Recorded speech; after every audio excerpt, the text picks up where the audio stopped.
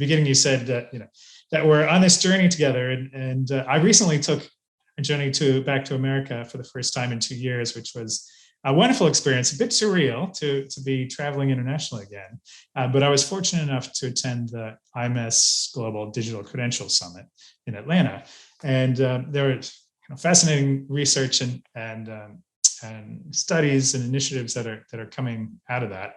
And a number of them flagged the challenge, and you touched on it already, around the challenge of getting that first job out of university, out of TAFE, or community college, and they flagged the challenges that so many companies are looking for 2+ years of experience, and that's something that's certainly true for us at Edalex. That we were recently searching for a software developer, and we put, just like everyone else, 2+ years of experience. So we wanted to ensure that they had that real world experience, that they would be able to ramp up to speed quickly and jump right in.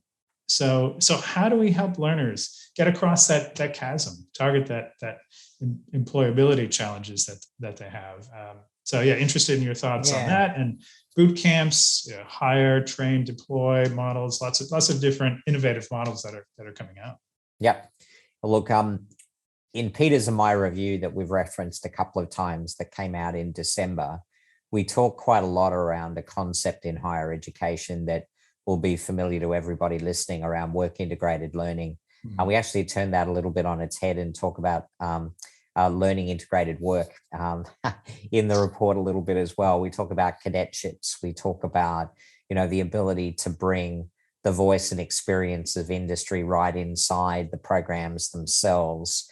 I think if you really cut to the chase, Dan, it's about education providers needing to do a much, much better job of bringing the real world of work into their programs, or structuring the programs in a way where people can actually develop the experience that they need, and to have the university be able to assess that and credential that and write that into the transcript, so that employers can actually verify it and be comfortable that that individual did actually have the experience to go along with the formal learning or the classroom or digital learning that they did, Dan. It sounds really simple. In actual fact, for many higher education providers, it's a particularly scaled ones. It's an incredibly complex set of challenges to do it, but it's got to be done.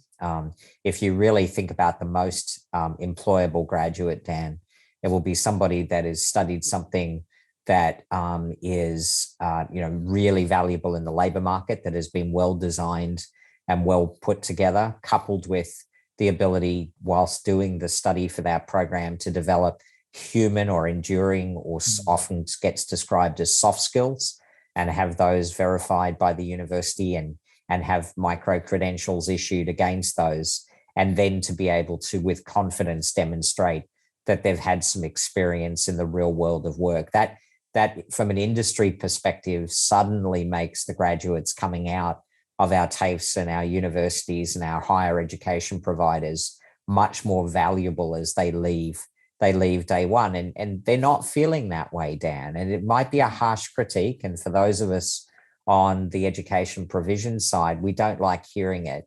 But the employers that we spoke through the consultation and the work that I do with the Bean Centre now, I increasingly hear that employers just don't feel that the graduates that they're getting from our universities particularly are fitting their needs day one as they head into the workforce. And it's arguable they never did, but I am worried, Dan, that I'm hearing that more and more.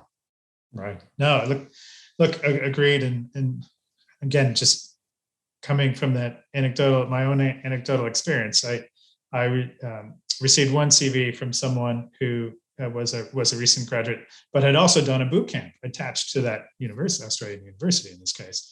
And I got really excited to say, there's that blend of the university education plus this very practical, hands-on boot type experience. So boot camp type experience. So do you see these alternate models as threats or opportunities, or both for? I think they're clearly opportunities. And again, we need to be careful in sort of looking below the headline of a boot camp provider. Like, just to, sort of caveat emptor, let the buyer beware. Not all boot camp providers necessarily do a good job of creating that real world experience either, Dan, but most do.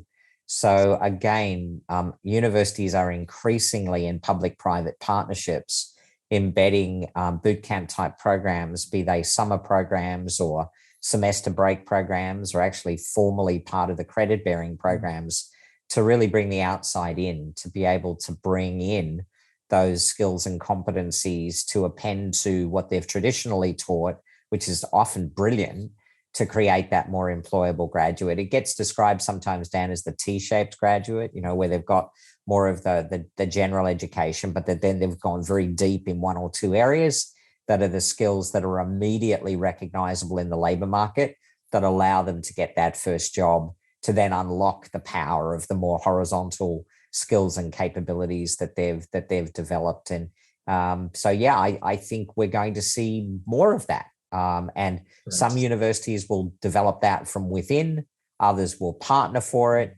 As I often say to the universities that I work with all around the world, the only option that really isn't an option is doing nothing. And those universities that are doing nothing to respond to not the future of work, but the reality of work right now, Dan, I think are going to, history is not going to judge them very kindly. Agreed.